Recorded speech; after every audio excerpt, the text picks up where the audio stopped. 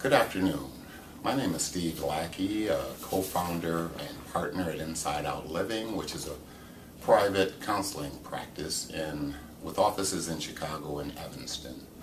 And I'm sitting here with a colleague, Eric Connor, who is a primary therapist at Insideout Living. It's good to be here with you. It's good to be here with you too, Steve. So I wanted to first say happy holidays, happy Hanukkah, Merry Christmas to everyone. Wishing you a safe holiday season for you and your family as well. For you too, Steve. Let's talk about, Eric, a couple of things that's real pervasive in our society, and that is compulsivity. And here at Inside Out, the way that we address compulsivity is through a few models, a few interventions that we use. And one of those interventions in that model is the iceberg. Do you want to give a brief description on what, and when we talk about the iceberg, we're talking about that big block of ice that sits in the water and it has a water line, and what we see on top is just one small fraction. And then under that, we see what really drives this whole process of compulsive behavior. So, Absolutely. You want to share a little about that? Sure. So, we talk a lot, one thing Steve and I talk about is because we're clinicians, sometimes we talk in clinical terms, and we're always thinking about how do we explain things in kind of everyday terms. I don't know how else you would say that. But, so, we talk about compulsive behaviors, and these are things that we feel driven to do. Sometimes we don't know why that's going on. And specifically, we're going to talk about, say, addictions, but really any form of medicator. So if I find myself overeating too much, maybe it's a full-blown addiction, maybe it's not there yet, maybe it's on its way there. Maybe it's I'm working too much. Maybe there's just things I don't understand. But we have ways of kind of numbing out, of escaping our reality, Right. of taking away pain. Those are the things that we all see. And that, therefore, is the tip of the iceberg. That's the part that's visible. That's the part that brings people into counseling offices, Absolutely. into support groups. And treatment centers as well. And treatment centers as Right. well. But as with the iceberg, there's something holding that up. And that's where we get all underneath. And in fact, the addiction is really the smallest part, and there's so much underneath. And I just think as we work more and more with our population, we see this to be more and more true. So there's 3 other layers we're going to go through, and as we're talking, listen to if there's things that resonate with you as you hear things that we're saying, because I find that we can all relate to some extent with one of these 3 layers, if not all 3. Most definitely. The analogy I used to use, Eric, is how you see the duck on the water, and he looks like he's gliding, really smooth, effortlessly. But in truth, underneath, he's paddling his ass off. He's real graceful. But underneath is where, he has to do the work. And additionally, with the medicators and the addictions you talked about, which are above the waterline, are all driven by what we term codependency. And research has shown and has defined it as a painful pattern of behavior in an effort to find self-worth, to find an identity, or to get validation, or as you said, and I've learned from you even, about it being something external outside of you. So do you want to talk a little bit more about the codependent process, or what that looks like, the definition? Sure. I mean, to some extent, I think we all suffer with this, but codependency, as it gets to a point where it's a little unmanageable, is, I guess fundamentally the way I understand it is that your self-worth and your self-esteem comes too much from the outside. So if so-and-so is happy with me, am I okay if my wife's okay, Right. or vice versa, or do things have to be going a certain way or be controlled in a certain way for me to feel good about myself? So if somebody challenges me, does that really rock my self-esteem and my self-worth?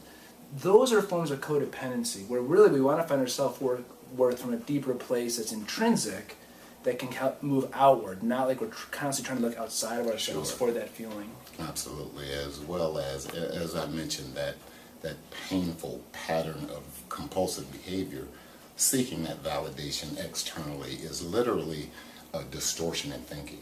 It's that delusional self-denial, or any of those as a baseline fantasy that we incorporate into our reality to help us deal with some of these painful, whether they be memories or experiences or trauma. And we're going to talk about a lot of these things Absolutely. going forward.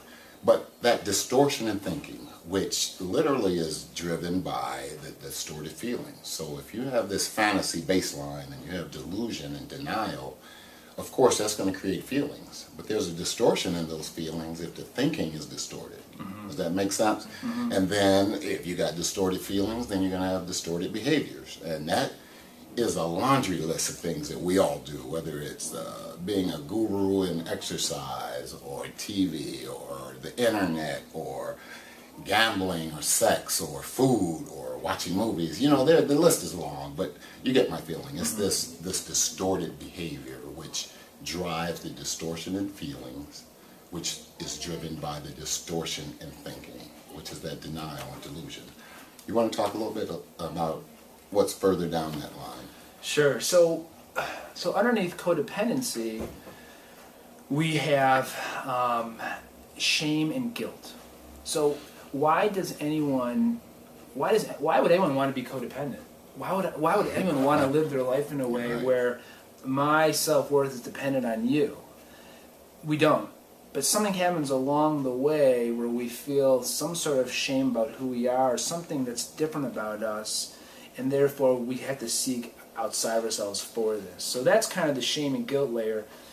Lots to talk about there. Yeah. And even with our clients, we can spend months at that layer because so much of it is like, what happened at age 2? What happened at age 3? What happened in school? Did you experience trauma? How were you loved? How was affection shown?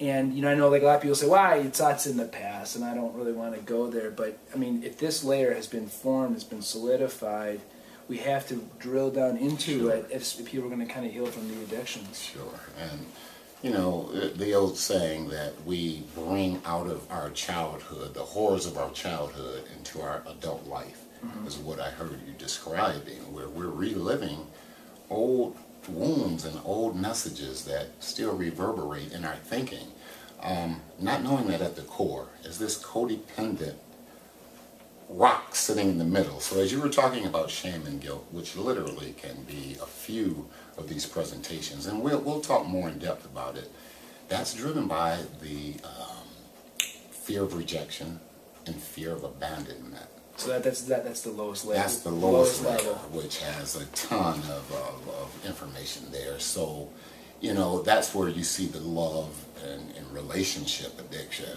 and more of the deeper sexual behavior or sexual compulsivity come out as a result of that fear of abandonment and rejection. So. Okay. So yeah, so our specialty here at Insideout Living is working with sexually based compulsive behaviors or sexual compulsive behaviors. So that could be internet addiction, pornography addiction, sex addiction. But that iceberg really could be for any addiction. Absolutely. And though that's the specialty and a niche, we actually deal with all trauma-based issues or family of origin issues, be that depression or eating disorders and the like. We cover the spectrum in the therapeutic process of addressing anything that is troubling you and causing you to need to seek help. So living from the inside out. Absolutely. It's more than a tagline. All right. Well, the time for today, Eric, I think we wrapped up. I think this was a good talk. I enjoy being here with you, and I look forward to future presentations where we'll get to share that knowledge about what we've shared today, some of the titles, some of the names and the labels that we put out there today. We'll be able to expound a little more. Absolutely, and it's great being here with you too. And just for anyone watching, our website is insideoutrecovery.com. So insideoutrecovery.com. And if you want, we have a mailing list where we're going to send out information about some of the things that we're talking about in these videos, and you're welcome to sign up there. Otherwise, as Steve said, we hope you have a great holiday, and we'll be back soon. Thank you.